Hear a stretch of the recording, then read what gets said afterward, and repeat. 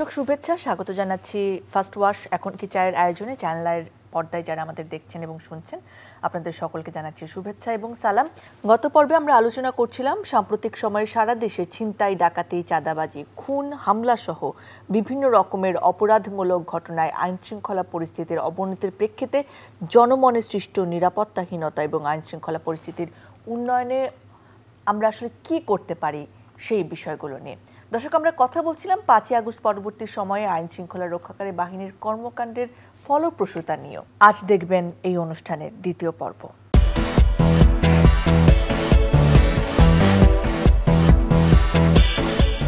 অনুষ্ঠানে আমাদের সঙ্গে গত পর্বের ধারাবাহিকতায় উপস্থিত রয়েছেন জনাব আনসার উদ্দিন খান পাঠান, অবসরপ্রাপ্ত পুলিশ সুপার ও লিড ট্রেনার, বাংলাদেশ পুলিশ একাডেমির সারদা। আমাদের সঙ্গে রয়েছেন মাইশা তাবাসসুম অনিমা, প্রভাষক, ক্রিমিনোলজি বিভাগ, ঢাকা বিশ্ববিদ্যালয়। আবারও স্বাগত জানাচ্ছি আপনাদের দুজনকে। ধারাবাহিকতা আমাদের বজায় থাকবে। স্যার, আপনাকে দিয়ে শুরু করতে যাচ্ছি আমি। আমাদের স্বরাষ্ট্র উপদেষ্টা লেফটেন্যান্ট জেনারেল অবসরপ্রাপ্ত জাহাঙ্গীর আলম চৌধুরী বলেছেন যে দেশের আইন শৃঙ্খলা পরিস্থিতি ভালো আছে। তিনি বলেছেন খারাপ কোনোভাবেই হয়নি, খারাপ হবে না এবং দিন দিন আরও ভালো হতেই থাকবে।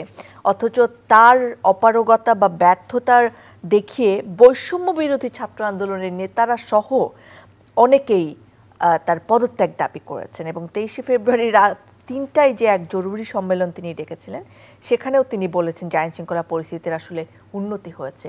এই দাবি কতটা গ্রহণযোগ্য? আপনার অবজারভেশন কি বলে?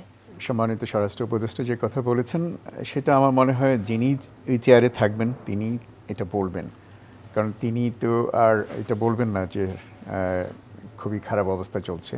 তো সেটা একদিক থেকে আমি অ্যাপ্রিসিয়েট করি এই জন্যই যে এইটা তার অধীনস্থ যে বাহিনীগুলো আছে ল এনফোর্সিং এজেন্সি তাদের মধ্যে একটা আশার জায়গা নিয়ে একটা বিষয় হবে এবং মানুষও কিছুটা আশ্বস্ত হবে।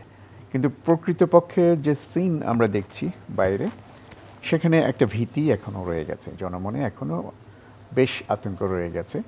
তো আমি স্বরাষ্ট্র উপদেষ্টাকে ধন্যবাদ দিব, শুধু এটা বলার জন্য নয় বরঞ্চ উনি কাজ দেখিয়েছেন। পরবর্তী দিন দেখলাম উনি সারা রাত টহল দিয়েছেন তার গাড়ি নিয়ে, সভাসদ নিয়ে, এবং দেখেছেন যে পুলিশ বিভিন্ন জায়গায় কাজ করছে কিনা। কয়েকটি থানায়ও গিয়েছেন গভীর রাতে, ভোরের দিকে, সেখানে কাজ চলছে কিনা। দু এক জায়গায় দেখলাম যে উনি দেখেছেন যে তারা কাজ করছে না, সেখানে তাদেরকে সাসপেন্ড করা হয়েছে, এরকম কাজ। তো এই কাজটা শুধুমাত্র স্বরাষ্ট্র উপদেষ্টার নয়, অন্যান্য সিনিয়র অফিসার যারা আছেন ঢাকা মেট্রোপলিটন পুলিশে কিংবা অন্যান্য পুলিশ ইউনিটে, তাদেরও ফিল্ডে নামতে হবে। শীতাতপ নিয়ন্ত্রিত অফিস কক্ষে আর বসে থাকলে হবে না, কিংবা বাসায় থাকলে হবে না, তাদেরও বেরিয়ে আসতে হবে। যদি তদারকিটা বাড়ানো যায়, বিভিন্ন জায়গায় কাজ হবে। এবং অধীনস্থ যারা আছে, যারা ফিল্ডে কাজ করছে রাস্তায়, তাদেরও এই চিন্তাটা থাকতে হবে, ভাবনাটা আসতে হবে যে না, আমার উপরস্থ যারা আছেন তারাও এখানে আছে এবং আমাকে জবাবদিহি করতে হবে। যদি কোনো একটা অঘটন এখানে ঘটে, সেটা জবাবদিহি করতে হবে এবং আমিও কোনো না কোনোভাবে নজরদারিতে আছি। ক্রিমিনাল স্যার, এই যে তাকে রাত 3টা বাজে সংবাদ সম্মেলন ডাকতে হলো, তার অনেক দিন আগেই তো ডেভিল হান্টের মতো একটা মানে খুব কড়া হুঁশিয়ারি দেওয়া হলো যে আমরা একটা অভিযানে নামছি। আমি যদি বলি 8ই ফেব্রুয়ারি থেকে যে ডেভিল হান্ট শুরু হলো, পুরো দেশে 40,000-এর বেশি এইটা নিয়ে গ্রেফতার ছাড়িয়েছে বলা হয়। অভিযানে 25,011 জনের মধ্যে শয়তান হিসেবে বা ডেভিল হিসেবে চিহ্নিত হয়েছেন 9,253 জন এবং অন্যান্যরা মানে 15,129 জন আসলে অন্যান্য অপরাধে গ্রেফতার হয়েছেন। কিন্তু তারপরেও তো আসলে মানে এরকম পরিস্থিতি হলো, আমরা দেখতে পেলাম যে মানে প্রকাশ্যে তাকে একজনকে গুলি করা হলো। কেন আসলে এগুলো হলো, বা ডেভিল হান্ট আসলে কতটা সাকসেসফুল হবে বা প্রভাব বিস্তারকারী হবে বলে মনে করেন? যেহেতু একটি বিশেষ পরিস্থিতির উদ্ভব হয়েছে, সরকারকে কিছু কাজ করতে হবে, দেখাতে হবে এবং দৃশ্যমানভাবে দেখাতে হবে যে তারা কিছু ব্যবস্থা নিচ্ছে। তো ডেভিল হান্টের মাধ্যমে বেশ কিছু অপরাধী ধরা পড়েছে বলে আমার বিশ্বাস, যদিও তার মধ্যে অনেকেই পলিটিক্যাল অ্যাক্টিভিস্ট আছেন বলে মনে করা হচ্ছে পূর্বতন সরকারের। তো সেখানেও অপরাধের সাথে সম্পৃক্ততা থাকতে পারে। আমরা দেখেছি অনলাইনে পূর্বতন প্রধানমন্ত্রী তিনিও নানান ধরনের কথাবার্তা বলছেন। গাজীপুর সিটি কর্পোরেশনের প্রাক্তন মেয়র তিনিও কিছু কথাবার্তা বলেছেন। এগুলো সবই উস্কানিমূলক এবং এটা এক শ্রেণীর পলিটিক্যাল অ্যাক্টিভিস্ট যারা এই হঠকারী কাজগুলো করে তারা উৎসাহিত হয় এবং প্রকারান্তরে ওরা আবার ক্রিমিনালদের উপরে ভর করে, তারাও সেখানে উৎসাহিত হয়। তো সেটা যেই হোক, রাজনৈতিক কারণেই হোক কিংবা হঠাৎ করে সুযোগ পেয়ে মৌকা পেয়ে দুষ্কৃতকারীরা মাথা উঁচিয়েছে সেজন্যই হোক, দুই ক্ষেত্রেই এই বিশেষ যে অপারেশন ডেভিল হান্ট, এটাকে আমি অ্যাপ্রিসিয়েট করি আমি ব্যক্তিগতভাবে। আচ্ছা, আমার একটুখানি জানতে চাই যে স্বরাষ্ট্র উপদেষ্টা যে সরাসরি বললেন যে আওয়ামী লীগ বা পতিত সরকারের যারা শক্তি তারা এই ধরনের কাজ সৃষ্টি করার চেষ্টা করছে, একজন মানে নিরপেক্ষ সরকারে থাকা একজন স্বরাষ্ট্র উপদেষ্টাকে সরাসরি এরকম বলতে পারেন আসলে? না, ওনার নিরপেক্ষ একটা সরকারের স্বরাষ্ট্র উপদেষ্টা উনি, তো অবশ্যই তারও একটা পলিটিক্যাল স্ট্যান্ড থাকতে পারে, তবে সেই পলিটিক্যাল স্ট্যান্ডটা যে বাকি সবারই হবে, আমরা যারা নাগরিক আছি তাদের মধ্যেও একই স্ট্যান্ড হবে সেটা আমি মনে করি না। উনি ওনার স্ট্যান্ড থেকে এই বিষয়টা বলেছেন। তো আমার কাছে যেটা মনে হয়, ওই তিনি যাদেরকে উদ্দেশ্য করে কথাটা বলেছেন তাদেরও যেরকম সম্পৃক্ততা আছে, তেমনি প্রকৃত দুষ্কৃতকারী যারা, যাদের পেশাই হলো দুষ্কৃতিকারী করা, দুষ্কৃত সংক্রান্ত নানান পরিস্থিতির উদ্ভব ঘটানো, তারাও এর পিছনে আছে, কারণ তারা এখন একটা উর্বর পরিস্থিতির পেয়েছে। সময় বদলে যায় কিন্তু সৌন্দর্যের সংজ্ঞা বদলায় না, রূপ বদলে যায় কিন্তু আভিজাত্যের মানে একই থেকে যায়। ঐতিহ্য যখন আপন করে নেয় আধুনিকতাকে, তখন সৌন্দর্য ঠিকই খুঁজে নেয় স্যান্ডেলিনাকে। স্মরণের ছোঁয়ায় তোমার উপমায় বদলে দিলে যে আমার। স্যান্ডেলিনা সো, রূপচর্চায় আভিজাত্য। তার অনুকূলে একটা পরিস্থিতি পেয়েছে, সেইটাকে সামাল দিতে হবে, এবং সেটা সামাল দিতে গিয়ে যদি পলিটিক্যাল এলিমেন্টসগুলো ধরা পড়ে সেক্ষেত্রেও কিছু করার নেই, সেটা করতে হবে, কারণ খুব জাদুকরি কোনো হাত তো আর আইন শৃঙ্খলা রক্ষাকারী বাহিনীর কাছে নেই। কিছু মানুষ পড়বেই যারা হয়তো নিরপরাধ আছে, আর বিশেষ করে একটা দৃশ্যমানতা দরকার। এই যে ব্যবস্থা নিচ্ছে কতটুকু হলো সেটা বরং আমরা সাধারণ মানুষের মুখেই শুনে আসি। দর্শক, রাত ৩টার সংবাদ সম্মেলনে স্বরাষ্ট্র উপদেষ্টা বলেছিলেন যে যে কোনো মূল্যে আইন শৃঙ্খলা পরিস্থিতি স্বাভাবিক রাখতে সরকার কাজ করে যাচ্ছে, সাধারণ মানুষের নিরাপত্তা নিশ্চিত করতে আইন শৃঙ্খলা বাহিনী কঠোর অবস্থানে আছে। চলুন স্বরাষ্ট্র উপদেষ্টার এই বক্তব্যের প্রেক্ষিতে শুনে আসি আইন শৃঙ্খলা পরিস্থিতি উন্নয়নের বাস্তবতা সম্পর্কে সাধারণ মানুষ কি বলছেন। আইন শৃঙ্খলা বাহিনীর তো তেমন ভালো না, চুরি ডাকাতি হয়, ছিনতাই হয়, এই দিনে দুপুরবেলা চুরি ধরে টাকা পয়সা মানিব্যাগ নিয়ে চলে যায়। সন্ধ্যা ৮টার পর দেখা যায় প্রশাসন লোক থাকে না রাস্তাঘাটে, দেখা যায় রিক্সা চলাটা রিক্স হয়ে যায়। অভিভাবকহীন সন্তান যেভাবে বড় হচ্ছে, আমরা বাঙালি জাতিরা বর্তমানে এই মুহূর্তে সেইভাবে বড় হচ্ছে। আইন শৃঙ্খলা পরিস্থিতি বর্তমানে দেশের যে অবস্থা, এটা অবশ্যই একটা উদ্বেগের ব্যাপার। এখন হয়তো সাময়িকভাবে একটা সমস্যা চলছে, বাট আমরা আশা রাখছি খুব অচিরে এই প্রবলেমগুলো দূর হয়ে যাবে।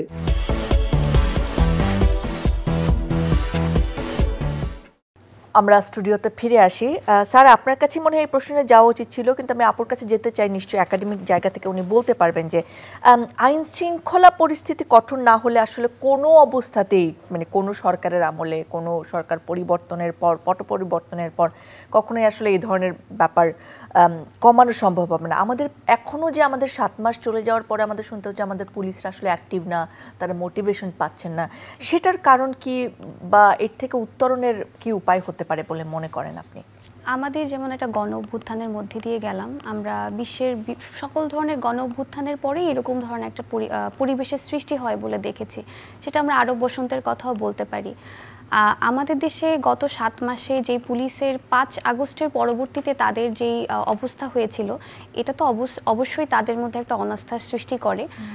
একই সাথে আপনি যেটা বললেন যে পুলিশের মধ্যে হয়তোবা মোটিভেশন কাজ করছে না, এটা অবশ্যই যে আমাদের ভবিষ্যতেও বা আমাদের আইন শৃঙ্খলা পরিস্থিতি আরও কঠোরতর করার জন্য আমাদের এই সাধারণ জনগণের মনে পুলিশের বিষয়ে একটা পজিটিভ ইমেজ তৈরি করতে হবে, যাতে করে তারা মোটিভেশনটা কাজ করে। একই সাথে আমরা 5 আগস্টের পরে দেখব যে পুলিশের বিভিন্ন জায়গার, আমাদের প্রত্যন্ত অঞ্চলের হোক বা ঢাকা শহরের পুলিশের ট্রান্সফার হয়েছে, যেটা হয়তো বা আমরা বলি সাধারণত যে একজন পুলিশ কর্মকর্তা বা আইন শৃঙ্খলা রক্ষাকারী বাহিনী তখনই ভালো করতে পারে যখন তার এলাকা সম্পর্কে একটু ভালো, খুব ভালো ধারণা থাকে। কিন্তু 5 আগস্টের পরে যেহেতু অনেক বেশি ট্রান্সফারের ঘটনাগুলো হয়েছে, তো দেখা যায় যে একজন পুলিশ কর্মকর্তা সে হয়তোবা টেকনাফে হয়তোবা সে ছিল, পরবর্তীতে তাকে হয়তোবা ঢাকা শহরে যদি ট্রান্সফার করা হয়, এলাকা সম্পর্কে তার একটা ভালো ধারণা না থাকার কারণেও হয়তো বা তাদের মধ্যে এই ধরনের বিভিন্ন চ্যালেঞ্জ ফেস করতে পারে, বা সাধারণ জনগণের সাথে তাদের যে সামঞ্জস্যতা এটাতেও সমস্যা হতে পারে।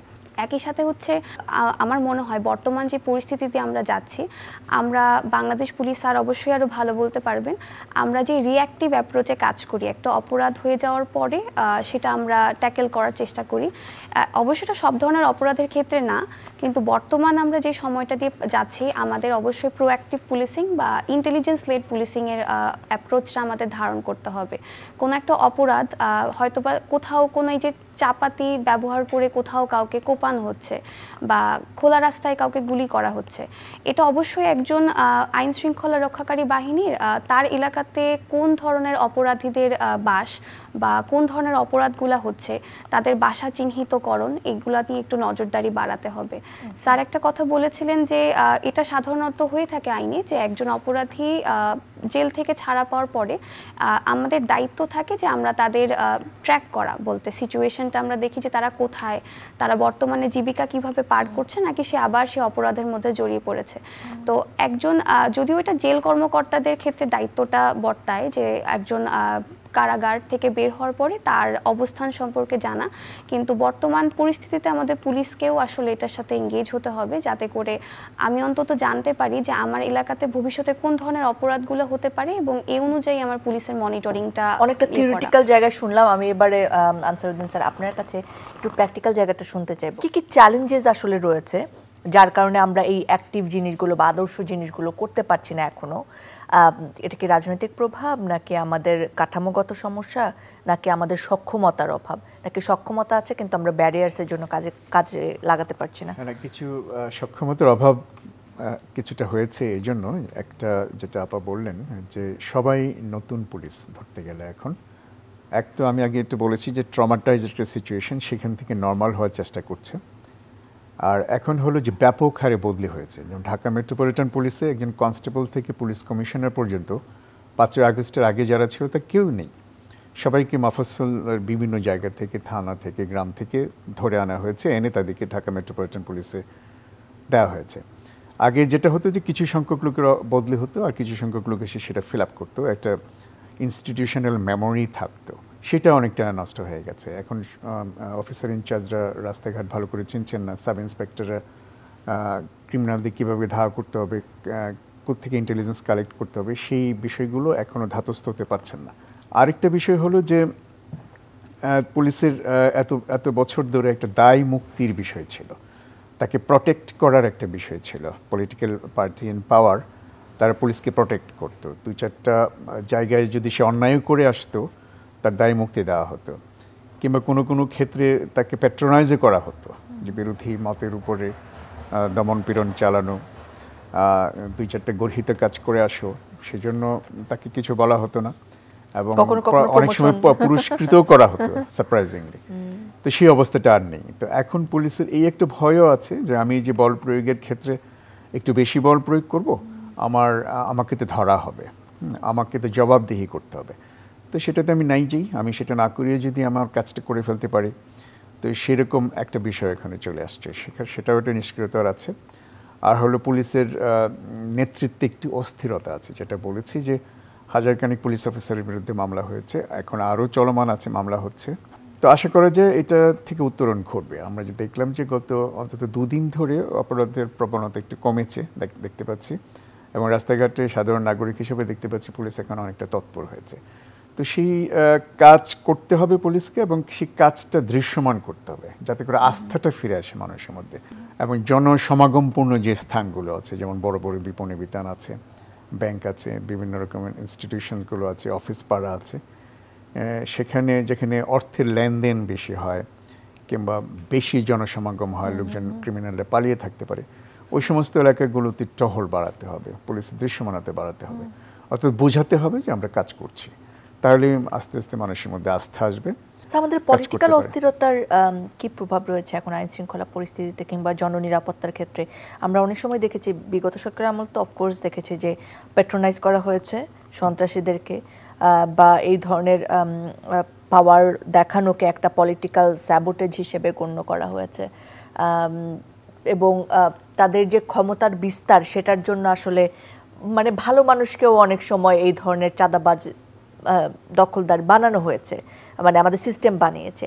এখন পরিস্থিতিটা আসলে কেমন রয়েছে? তো এখন যেটা হয়েছে সেই পরিস্থিতির একেবারে যে রাতারাতি খুব ভালো হয়ে গেছে তা তো নয়। এখন পলিটিক্যাল ফিগার যারা আছে তাদের একটা প্যাট্রোনাইজেশন থাকতো, আগে ছিল, সেটা রাষ্ট্রযন্ত্রেরই হোক কিংবা পলিটিক্যাল এলিমেন্ট যারা আছে, পলিটিক্যাল লিডারশিপে যারা আছেন তাদেরও অনেক সময় প্যাট্রোনাইজেশন ছিল। এটা দেখেছি আমরা, পত্রপত্রিকায় দেখেছি, আমরা প্রত্যক্ষও করেছি। তো সেই অবস্থাটার কিছুটা উন্নতি হয়েছে। তো এখন যেটা বলা হলো, ম্যাডাম বলেন যে ভ্যাকুয়াম একটা অবস্থা তৈরি হয়েছে, কিন্তু আসলে প্রকৃতপক্ষে ভ্যাকুয়াম অবস্থা তৈরি হয়নি। একটা শ্রেণী আবার সেই জায়গাটা নিয়ে নিয়েছে। এতদিন যারা বঞ্চিত হয়েছে, হ্যাঁ, তারা এতদিন বঞ্চিত হয়েছে। ইলেকশন আসছে, তাকে আবার নির্বাচিত হতে হবে। ইলেকশন করতে গেলে টাকা পয়সা লাগবে, পলিটিক্যাল এলিমেন্টসদের পালতে হবে, তাদের খরচপাতি আছে, এই ধরনের শোনা যায়। এখন আমি নিশ্চিত করে বলতে পারবো না যে এটাই কারণ কিনা। তো এটার একটা আছে, একটা ইম্প্যাক্ট আছে পুরো সিচুয়েশনের উপরে। সরকার কি সেগুলো রাশ টানতে পেরেছে এই 7 মাসে?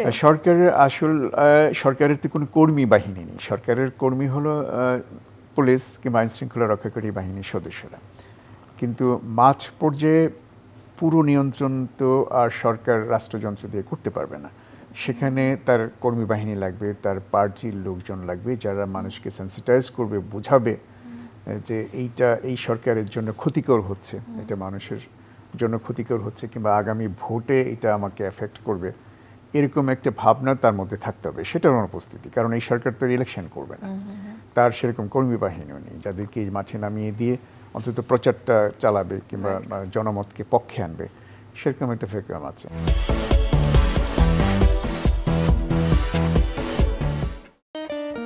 সারাদিন ল্যাপটপ, ফোন আর অফিসের কাজ। আমি চললাম, তুমি থাকো তোমার কাজ নিয়ে। হয়তো তোমারই জন্য হয়েছি যে প্রেমে বন্য। আমাদের মধ্যে এখনো প্রেম আছে, জানি তুমি অনন্য, তাই শুধু তোমাকেই চাই। জীবনের প্রতিটি মুহূর্ত হয়ে উঠুক স্পেশাল। ত্বকের যত্নে রোজ অয়েল এক্সট্রাক্ট এবং ময়শ্চারাইজার সমৃদ্ধ তিব্বত পমেড। মাইশা আপু, একেবারে শেষ পর্যায়ে চলে এসে ছোট্ট করে বলবেন যে আসলে মানুষকে নিরাপদ বোধ করানোর জন্য বা সত্যিকার অর্থে আইন শৃঙ্খলা পরিস্থিতি উন্নতির জন্য খুব আসলে কি করা দরকার? যে কোনো জায়গা থেকে, এটা হতে পারে কমিউনিটি লেভেল থেকে, এটা হতে পারে গভর্নমেন্ট থেকে, এটা হতে পারে পুলিশ বা পলিটিক্যাল পার্টিসের তরফ থেকে। প্রথমত বলতে চাই যে আমাদের পুলিশের এক তো অধিক সংখ্যক পুলিশের এগেইনস্টে যেই কেসগুলো করা হয়েছে, বা মানে আমরা বলতে পারি যে আমাদের যে মানব সম্পদ ছিল, মানে আমরা তাদের এগেইনস্টে হয়তো বা মামলা করার কারণে সংখ্যাতেও কম। এখন আমরা যদি জনগণের মনে ওই আস্থাটা তৈরি করতে যাই, আমাদের অবশ্যই পুলিশের যে প্রেজেন্স আমাদের সমাজে, এটা তো অবশ্যই দেখাতে হবে। কারণ আমরা দেখতে পাই যে আমরা সোশ্যাল মিডিয়াতে যেই ভিডিও ফুটেজগুলো দেখি যে কোথাও কেউ চাপাতি দিয়ে আঘাত করছে, সেখানে পুলিশের কোনো উপস্থিতি থাকে না। ইভেন আমরা এমন কিছু ভিডিও দেখেছি যেখানে হয়তো একজন পুলিশ বা আইন শৃঙ্খলা রক্ষাকারী বাহিনী দূরে দাঁড়িয়ে দেখছে, কিন্তু চাপাতি বা তাকে গুলি করা হচ্ছে। তো এই ধরনের ভিডিও ফুটেজ যখন সোশ্যাল মিডিয়াতে চলে আসছে, এটা জনগণের মধ্যে খুবই আতঙ্ক তৈরি করে। তো আমরা চাই আসলে এই সরকার বা আমরা সবাই একসাথে সম্মিলিতভাবে একসাথেই আসলে কাজ করতে হবে, কারণ যেহেতু আমাদের মানব সম্পদেরও ঘাটতি আছে, জনগণকেও এটার সাথে ইনভলভ হতে হবে। যেমন কমিউনিটি পুলিশিংও একটি অ্যাপ্রোচ হতে পারে আমাদের, যে সেটা কিন্তু আছে, কিন্তু ওখানেও আসলে পলিটিক্যাল বিভিন্ন প্রেসারের জায়গা নানা প্রমাণ পাওয়া গেছে বিগত সময়ে। সেটা আমরা আগে যেটা শুনেছি যে বিভিন্ন রাজনৈতিক ক্ষমতাধারী যারা ছিল তারাই কমিউনিটি পুলিশিং এর সাথে বেশিরভাগ জড়িত থাকে। আমরা যদি সম্ভব হয় আর কি, আমরা সব কিছু আশার কথা বলি, তো যদি সম্ভব হয় সাধারণ নিরপেক্ষ জনগণ যারা বা যাদের আমি বলবো এটা ইউনিফর্মড না হোক, আনইউনিফর্মভাবে যদি আমরা সাধারণ জনগণকে এটার সাথে জড়িত করতে পারি, যে তারা তাদের সমাজে কোথায় অপরাধ হচ্ছে এটা পুলিশকে তথ্য দিয়ে সাহায্য করুক। অলসো আমাদের মনে যে ভয়টা ইতিমধ্যে ঢুকে গেছে, সেটা সরানোর জন্য নিশ্চয়ই আমাদের সাকসেস স্টোরিগুলো আরো ছড়াতে হবে, তাই না? যে জায়গাগুলো নিয়ন্ত্রণ করা সম্ভব হয়েছে, অনেক জায়গায় তো আমরা নিয়ন্ত্রণ করছি, নিয়ন্ত্রণ করতে পেরেছি। একদম সেই তথ্যটা দিতে হবে মানুষকে। মানুষ অন্তত বুঝতে হবে যে না, এখানে কাজ করছে পুলিশ, বসেনি। আমাদের দেখভাল করার জন্য আছে কেউ বা চিন্তা করছে, কিংবা আমার অভিযোগটা জানানোর জন্য একটা জায়গা আছে এবং তড়িৎ রেসপন্স করতে হবে পুলিশ। অনেক অনেক ধন্যবাদ আপনাদের দুজনকে আমাদের সময় দেওয়ার জন্য। ধন্যবাদ প্রিয় দর্শক, আপনারা যারা সঙ্গে ছিলেন। আমাদের সাধারণ মানুষ আর কতদিন আসলে অস্ত্রের ভয় নিয়ে চলবে, কবে নাগাদ এই অপরাধের লাগাম টানা সম্ভব হবে, এমন প্রশ্নে আমরা আসলে সকলেই জর্জরিত আছে। কিন্তু আমরা চাই যে আশার কথাগুলো আমরা বলেছি বা যে আশার কথাগুলো আমরা শুনেছি সেগুলো খুব তাড়াতাড়ি সত্যের মুখ দেখুক। আমরা আমাদের যে আতঙ্কের পরিস্থিতি তার থেকে দূরে সরে গিয়ে একটি নিরাপদ শহর, বন্দর, গ্রাম, গঞ্জ, জনপদে নিরাপদভাবে শঙ্কাহীনভাবে বেঁচে থাকার পরিবেশটুকু পাই। দর্শক, এই আশা নিয়ে আজকের আয়োজন শেষ করছি। আবার দেখা হবে, আবার কথা হবে।